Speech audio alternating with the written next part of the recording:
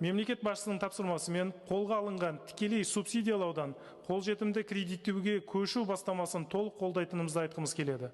Алайда бұл бағытта қабылданған жол картасында төмен пайызды кредиттеуге тек 2029 жылға қарай біртіндеп көшу көзделгендіктен, оған дейін 3 жылдан астам уақыттың барын және мәселенің өзектілігін ескерусіз қалдыруға болмайды. Құрметті Олжас Абайұлы, бұған дейін Сенат мінберінен мегаполистердегі мал шаруашылығы нысандарына мемлекеттік қолдау көрсету бойынша мәселе көтерген болатынбыз. Үкімет тарапынан ол қолдау тапты, бүгінде мал шаруашылығымен айналысатындардың мәселесі шешілді. Ендігі кезекте егін шаруашылығы тауар өндірушілердің мәселесіне ден қойсақ жөн болар еді.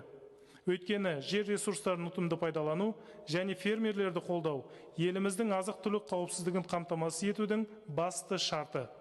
Жоғарыда аталғандарды ескеріп, депутаттық сауалға арқау болып отырған қағидаға өзгеріс енгізуді, республикалық маңызы бар қалалар аумағындағы ауыл шаруашылығы жерлерін арнайы санат ретінде бекітуді қажет деп санаймыз.